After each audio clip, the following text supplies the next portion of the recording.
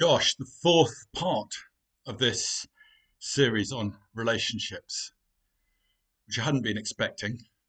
I'm being slightly put off by the cat. It's sitting outside. Give me a tick. Good. I can concentrate now. So if he's not settled, I'm not settled. The weather's perfectly good, but he wants to come in. He can come in 10 minutes. So with relationships, which of us is a good judge for ourselves, let alone anyone else? I don't know anyone who claimed to be. They knew what they were doing in this area. Cat's just coming in, I think, through the cat flap. He prefers it if I welcome him in through the door. And I go, no, you come in through the cat flap. Do it yourself. Anyway, which of us knows what we're doing? It's a mystery. And we just need to trust what comes our way and pay attention and listen. Listen like you've never listened before. Because it's difficult, because it brings up such strong desires. We want this, we want the other.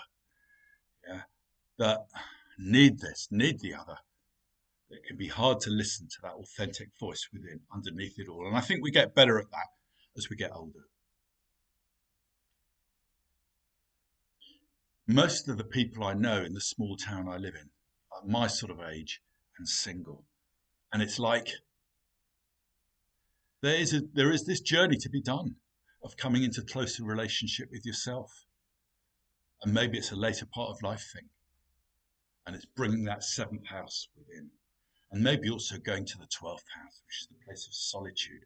Because that solitariness, the feeling of loneliness, isn't something to be sorted by putting on the sticking plaster of a relationship, that sort of relationship. It's a medicine that points us towards our deeper connection with everything. That's what it points us towards. If you relax, sit back into yourself, look at the sky, look at a tree, spend enough time, and you'll open up within. Yeah, there'll be this feeling of comfort and joy and connection within. That's the 12th house. It's portrayed as a place of solitude, which it often is, but not loneliness. It's solitude because it's the 12th house. It's everything. It's because we're solitary because we're connected to everything. That's what it does. And really, a relationship, if the connection is genuine and authentic and deep, will take us into that deeper connection with everything instead of away from it. And, okay, here's an area that I need to tread carefully. Pluto's helmet of invisibility.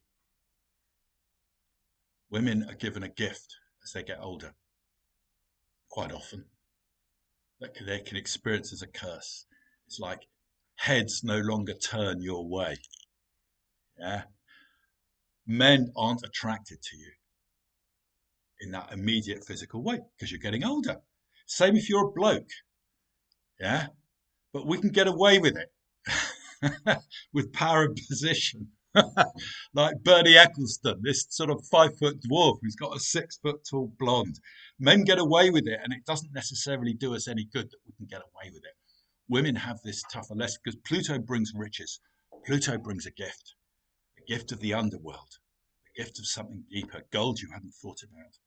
So you can no longer value yourself by your ability to turn heads.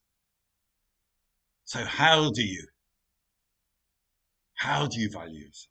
Do you retreat to just complaining about how superficial men are? Or do you find something deeper in yourself to value? And it's a tough lesson. That's why it's Pluto's lesson. It's his helmet of invisibility. You become invisible. But what you learn to do is to be real, to be truthful. Because when we speak from that authentic place within us, we don't need to be loud, like I am. We can speak quietly, but people will listen.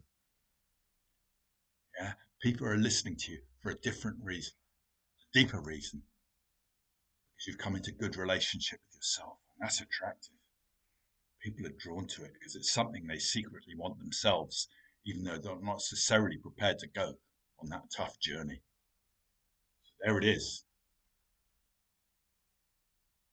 And also, we need to learn to ignore society's judgment. We're on our own. We're a loser. No, doing this deep journey. And actually, you do care less what other people think as you get older. And also, as you get older, people let you break the rules. You can get away with it.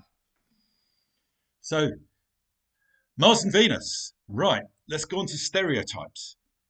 Stereotypes are stereotypes because there's a lot of truth in them.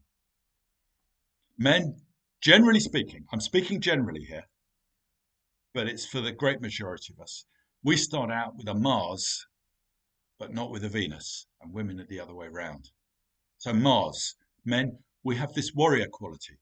We get things done. We have courage. We're able to be disagreeable and not please other people. I'm going to pick that cat up. He's just run away from me. When he doesn't settle, it's difficult for me. So, and I need to trust it and roll with it. It's only a cat. He doesn't want my attention. So just stop being such a control freak and just carry on with this video. And women have Venus. They have that connection with themselves. They know what they feel and they're connected to others.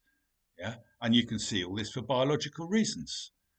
Yeah. Men have to be the protectors. Men need to be sufficiently disagreeable that they are prepared to do battle on behalf of the family, but not so disagreeable that they'll cause havoc within the family. There's a fine balance. And women, you need to be able to judge that.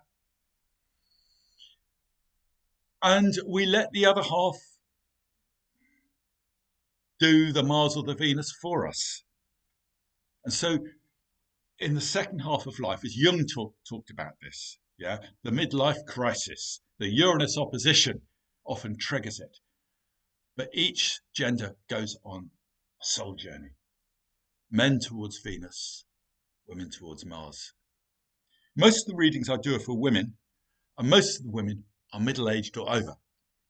So Mars nearly always comes up as an issue. It's like schematically, you've raised your children.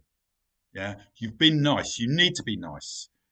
Yeah, if you're raising children, you need to be a pleaser. Your children are part of who you are in a way that they are never quite for the men.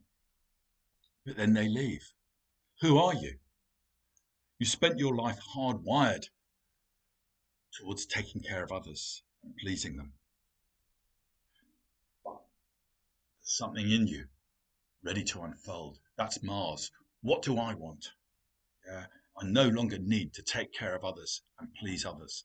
And that's such an important part of the women's journey, most women, in the second half of life. It's your soul journey. It's what you're unfolding into. It's very important to do that. And then men, we have the Venus journey.